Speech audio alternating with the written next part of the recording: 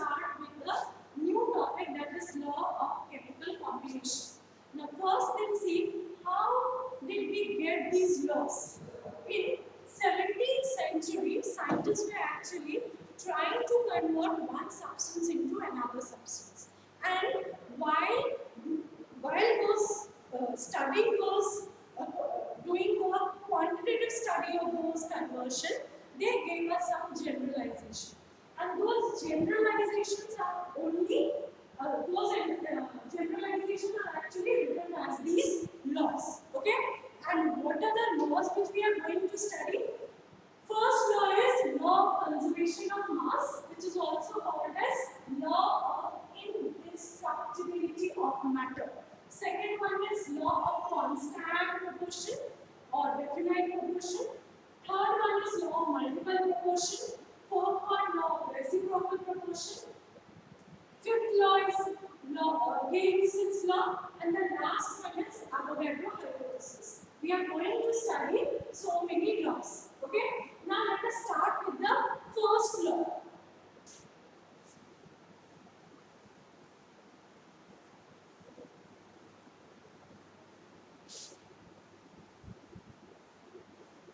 Okay? Now what does this law state? Law of conservation of mass or law of indestructibility of matter. See, this law states that during a chemical reaction, during a physical change or a chemical change, both. Okay, not just for chemical reaction, but during a physical change or a chemical change, the total mass of the products will be equal to the total mass of the reactants. In simple words, how do we define this? We write matter can neither be created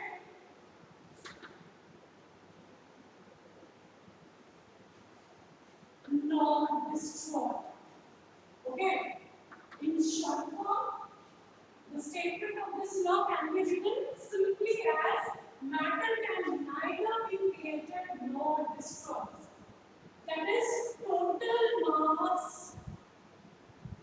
of reactants will be equal to the total mass of the products. This is what the law states. Okay? Now, what does this statement mean if I want to explain? See, suppose there are two reactants, A and B. These two reactants will react among each other to give us a product C. So, suppose if 70 gram of this A is combining with 30 gram of B, then my mass of this product C will definitely be 100 gram. So, that is why I am saying the total mass of the reactant will be equal to the total mass of the products. Okay?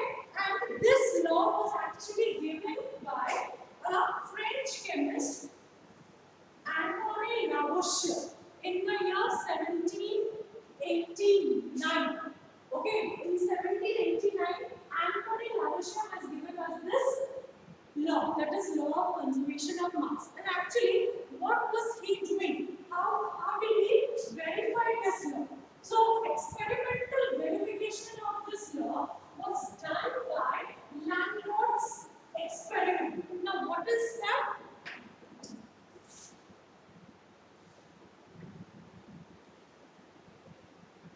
Lagrange's experiment. Okay, this is known as Lagrange's experiment. What did he do in this experiment? He actually took a U-shaped tube, which is called actually the Lagrange's tube.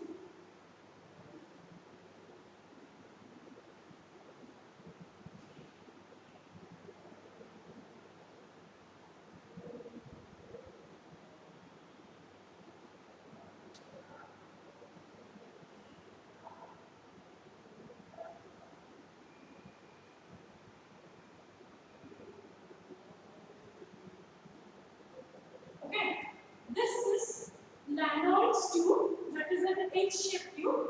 In one portion of the tube, he took NaCl, and on the other side, AgNO3 was taken. Okay, this tube was sealed, and the way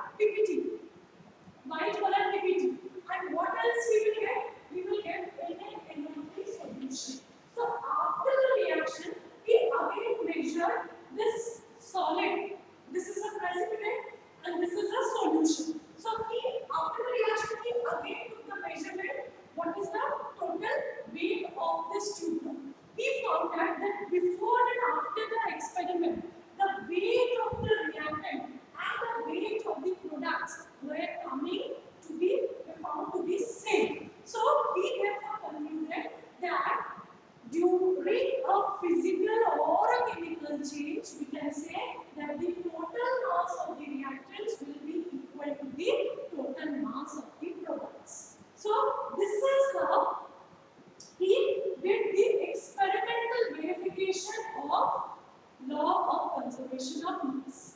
Okay, we will do a small numerical so that you can understand how are we going to apply this law. Okay.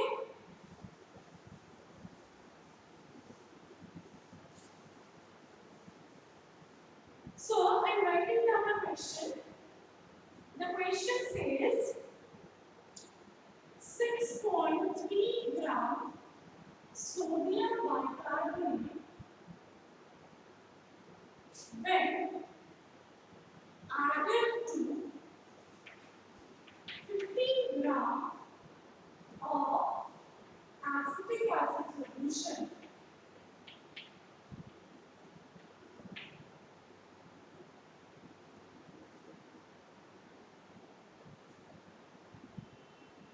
six point three gram of sodium bicarbonate when added to 50 gram of acetic acid solution. The weight of residue was found to be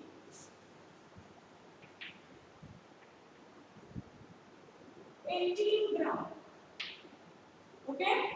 What is the mass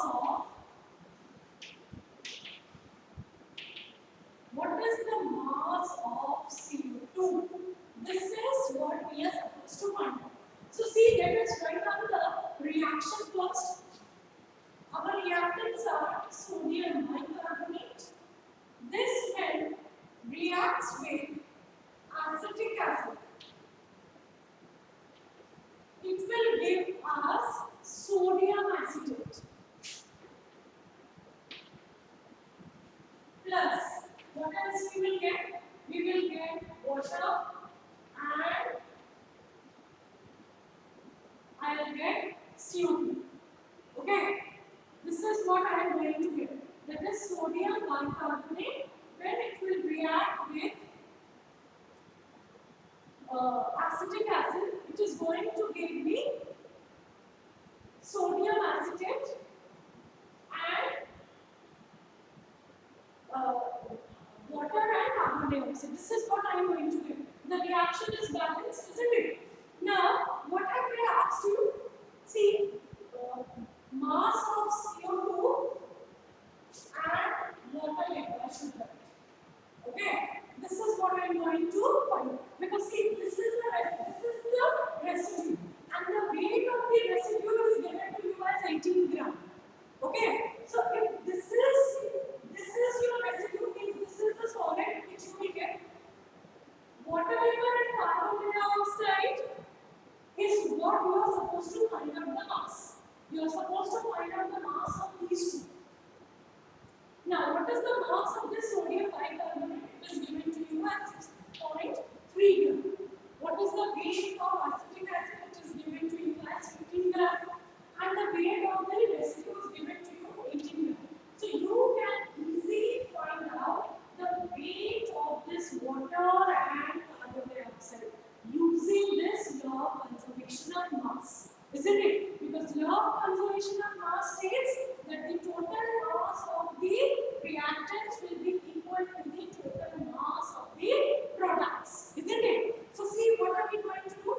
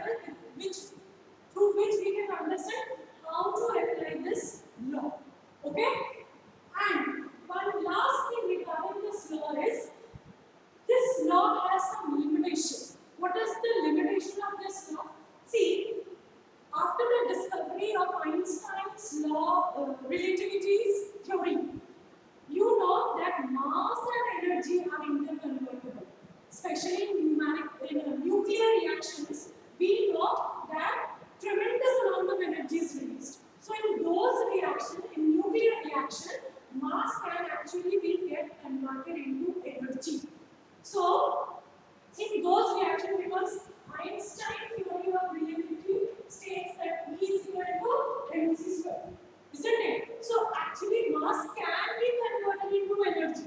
So in those type of reaction, law of conservation of mass is not justified. So this law actually has modified now to law of conservation of mass and energy, because mass and energy are interconvertible. Okay, mass can be converted into energy and vice versa. So that is why, remember that law of conservation of mass, which was given by Industriality in the year 1789, that is no longer valid for nuclear reactions. Okay, so this is all about our first law. Next, we will start. We will move on to our second law.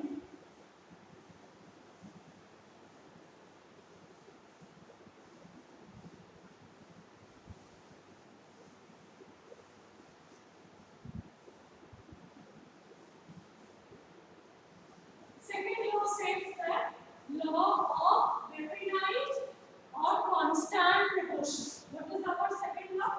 Second law is law of constant or definite proportion.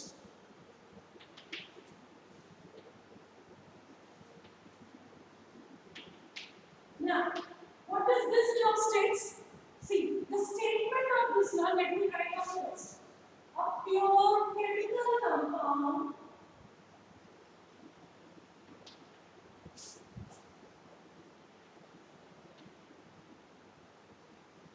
always contains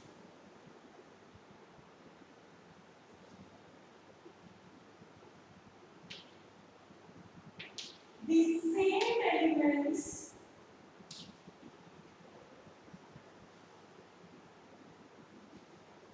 combined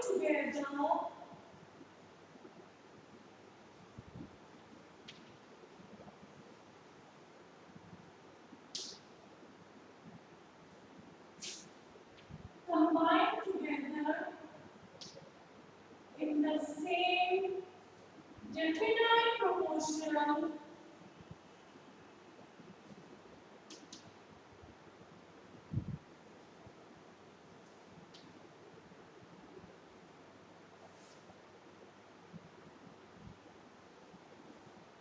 by weight. This is the statement of this law. So what is the statement? A pure chemical compound always contain the same elements combined together in the same definite proportion by weight, or in the same constant proportion by weight. Okay, now what does this mean? Suppose you know water. The molecular formula of water is H2. Now, whether I collect this water from tap, or I collect it from ocean, stream, pond, from wherever I collect the water, the percentage means that first of all, this water will always contain these two elements, the same elements. And what are those two elements? Hydrogen and oxygen. Irrespective of the source from where I am collecting, this compound water will always contain the same elements, that is hydrogen and oxygen. And if I take out the percentage of hydrogen and oxygen in this compound, it will always be fixed. That is, the proportion of these two elements by weight will always be same. Okay? And whenever we will calculate, you will see the percentage of hydrogen is 11 and oxygen is always 59%. So this percentage is always fixed. Okay? We will again see the application. And this law was given to us by Joseph Proust in the year 1799. Okay? Joseph Proust has given us this law of constant proportion. He states that a pure chemical compound always contains the same elements combined together in the same definite proportion by weight. Okay? Means that compound water, I've taken an example of water, it will always contain the same elements, hydrogen and oxygen, irrespective of the source from where I am collecting, and the percentage of hydrogen and oxygen will always be constant.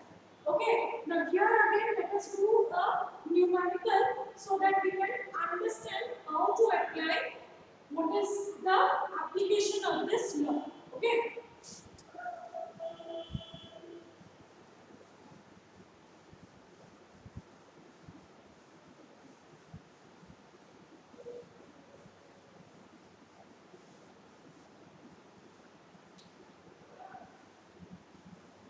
See, first of all, let me tell you that how did Joseph Strauss came to this law? How did he concluded this law? Actually, he was doing an experiment with cupric carbonate. Okay, and he took two samples of cupric carbonate. One was natural sample, that is naturally occurring cupric carbonate, and another one was synthetic sample, means which was prepared in the lab. And he found that in both these samples, that is natural sample of cupric carbonate as well as synthetic sample, that is which is prepared in the lab. In both these samples, the percentage of copper, carbon and oxygen. Okay, the percentage of copper, carbon and oxygen was same. That is why he could conclude this law. And what were the percentage? It was around 51.35. In synthetic sample also I get the same percentage of copper. In carbon it was around, in oxygen it was around 9.74. Okay. And in the for carbon it was around 38.91. So this was the percentage of the three elements in cupric carbonate irrespective of the source. So that is why he concluded that the same compound, a pure chemical compound, will always contain the same elements combined together in the same definite proportion of weight. Means what? What does this law mean? That irrespective of the source, whether it is a natural sample or a synthetic sample, the compound always contains the same elements and the percentage of three elements, okay, in each of this compound were constant, was same. Okay, so this is how by doing the experiment on cupric carbonate, Joseph Strauss has given us this law. And now let us see how to solve or how to verify this law with the help of numerical. Okay, a question is given to you and then they ask you to verify the law. Or the data satisfy which law? They can ask you such question. So here, let me take an example. 3.2 gram of metal. I am writing the metal as capital M.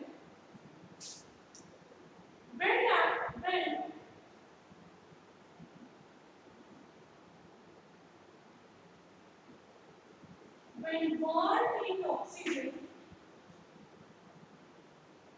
3.2 gram of metal, when bond in oxygen, gave 3.2 gram of metal oxide. Okay? This is the first preparation of metal oxide. Okay? Next what I am writing, 3.2 gram of metal when bond in oxygen gave us 3.2 gram of metal oxide. Full stop. Then I am writing 14.2 gram of metal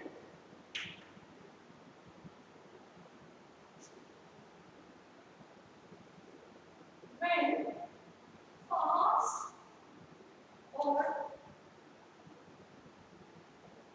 when reacted with steam.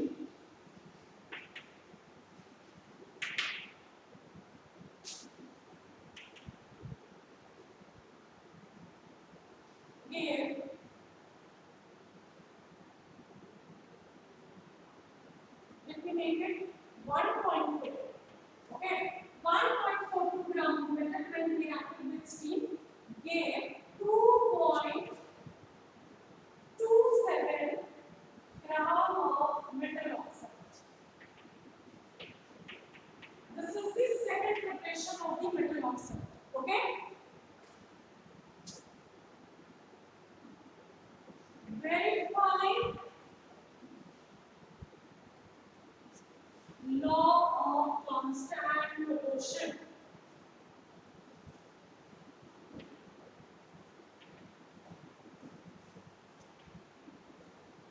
So see, in this question what we are going to do? We are going to verify this law. Means whether this given data will satisfy the statement or the law of constant proportion or not. And I'll repeat the question. 3.2 gram of metal when burnt in oxygen gave 3.2 gram of metal oxide, and 1.42 gram of metal when reacted with steam gave 2.27 gram of metal oxide.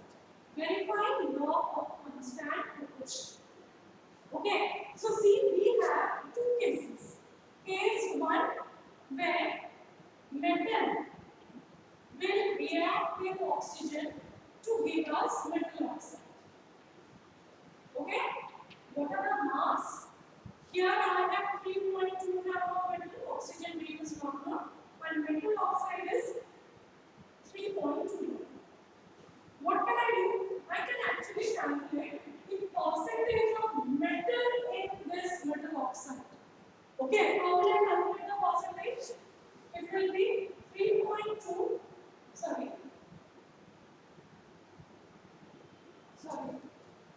what is this? Let me make it 2. 2 gram of metal when burned in oxygen, we have 3.2 gram of metal oxide. I have taken both the same. Okay, so this is 2, this is 3.2. So 2 by 3.2 into 100 will give me the percentage of metal. Okay, this will come approximately to 62.5 percentage of metal.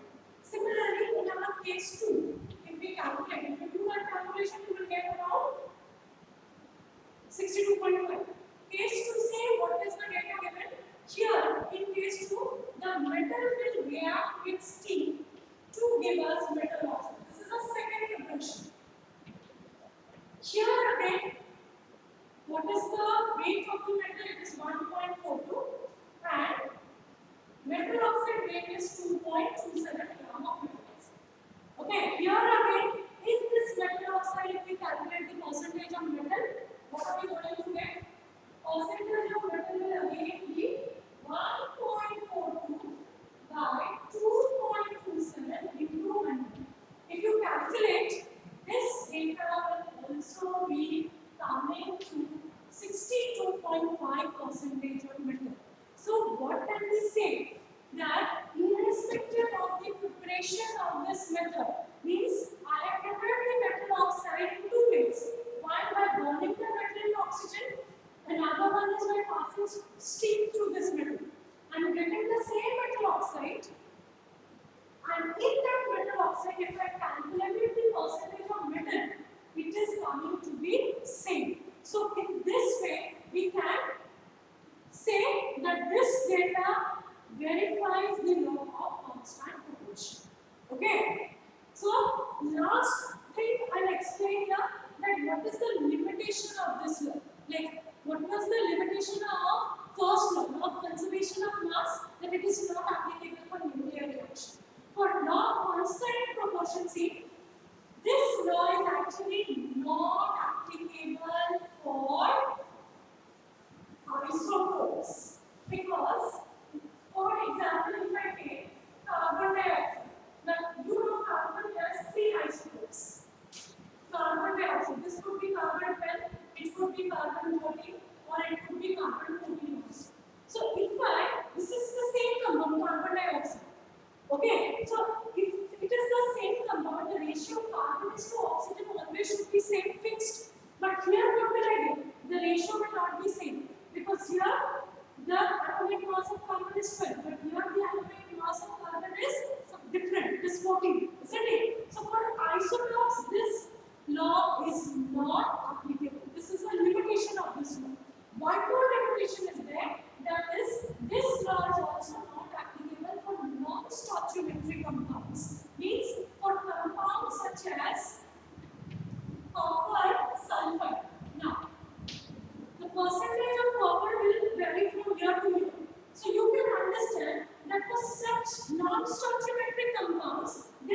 is again not applicable. So there are two limitations of this law. And one more thing I'll tell you, that the inverse of this law is also not true always. What does the inverse of this law will state? Suppose if I take the molecular formula C2H6O. Okay, now this compound you can see, it can repeat two compounds. That is, two isolated compounds I can get with the same molecular formula. One is suppose my ethanol, C2H5OH. Another one can be my dimethyl. So the inverse of this law will state